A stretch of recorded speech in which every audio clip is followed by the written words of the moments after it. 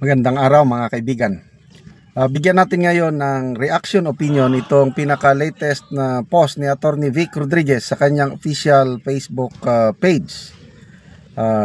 Title niya is Hypocrites and Fools. Tungkol ito sa mga educators na nag-iingay ngayon. Although hindi niya pinanganlan, dalawang universidad ang nag-iingay sa impeachment ni VP Sara na dapat daw ituloy. UP College of Law at saka itong Ateneo de University, mga 5 schools, mga College of Law nila. Ito, hypocrites and fools sa mga educators at banal. Banal yung Ateneo, mga banal yan na nananawagan ng transparency at accountability. Bakit ang iingay ninyo sa impeachment pero busal ang bibig sa anomalya ng GAA, PhilHealth at flood control? Sa mga deeply committed to truth, justice, and rule of law, sa mga humihingi ng due process at equal protection of the law, bakit hindi ninyo tuligsain at tugisin ng buong sigasig ang Marcos 2025 Unconstitutional National Budget? Maging mapanuri at huwag magpanipula sa mga universidad, relihiyon at personalidad na huwad ang pakikipaglaban sa korupsyon. Huwag magpabudol sa mga hangal.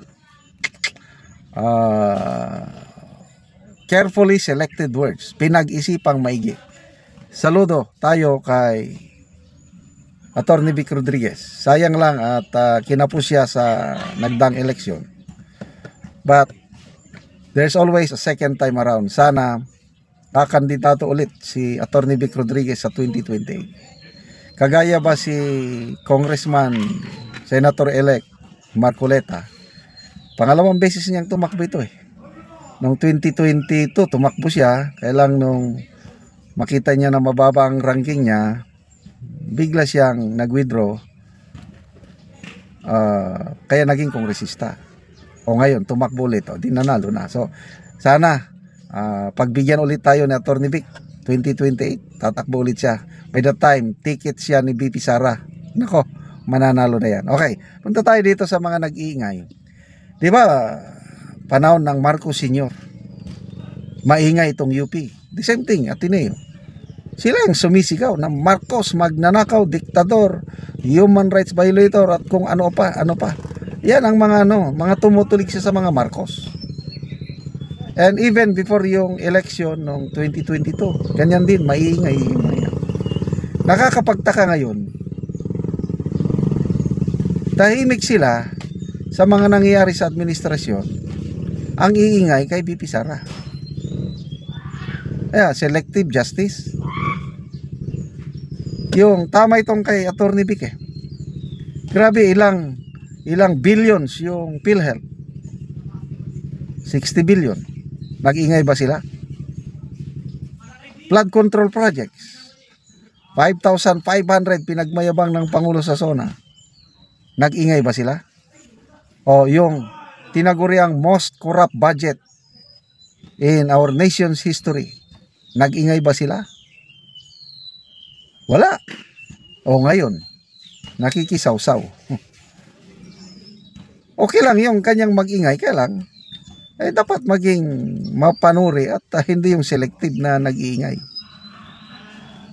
Kaya tuloy si Senator Bato, umalma siya doon sa statement. May statement kanina ng mga deans ng 5 colleges of law ng Ateneo University, Manila, Davao, Zamboanga, Cagayan de Oro, and Naga.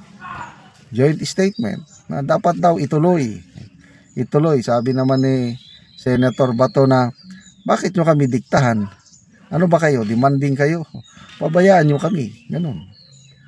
So, ano nang nangyari sa ating GAA? yung naisampang kaso na dati napakabilis ang aksyon ng Supreme Court. April 1, 2, and 3 yung scheduled oral arguments, biglang nawala. Pinospone May 19. Pagdating ng May 19, pinospone na naman to an indefinite, unscheduled. Wala. Hindi natin alam kung may i-schedule pa ba. Kaya may pag-asa ba yung gaan na yan? I don't know. 80% na daw ang nai-release sa budget. So, wala na. So, PhilHealth. Tapos na yung oral arguments. Kailan kaya ilalabas ang desisyon ng Supreme Court? Most likely, basing sa mga arguments, baka iutos ng Supreme Court na ibabalik. Ang administration, handa naman daw ibalik.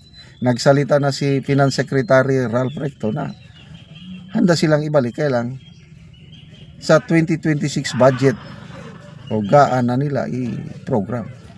So ang magbayad tayo pa rin. Kasi yung 60 billion parang nagastos na. Saan napunta? Alam nyo ba? Ako hindi ko alam saan napunta. So ganyan po ang kon ngayon. Naghirap, ang hirap magkasakit ngayon. Tapos babawasan pa, kukunin pa ang pundo ng PhilHealth.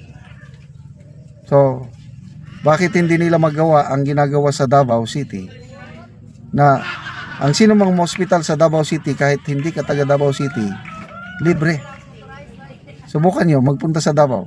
Ang dami ko nang narinig na kwento, nabasang mga post, free hospitalization sa Davao. Dahil nagtutulungan ang mga Duterte. Office of the Vice President, Office of Congressman Pulong Duterte, and Office of the City Mayor, Mayor Basti, nagtutulungan. Kaya libre ang gamutan sa Davao City. Kung kaya ng Davao City, bakit hindi kaya sa buong Pilipinas? So, salamat, Atty. Vic Rodriguez, sa inyong pagmamahal sa bayang ito. Sana ipagpatuloy natin ang laban sa korupsyon. Kaya salamat mga kaibigan sa inyong pagsubaybay sa ating channel.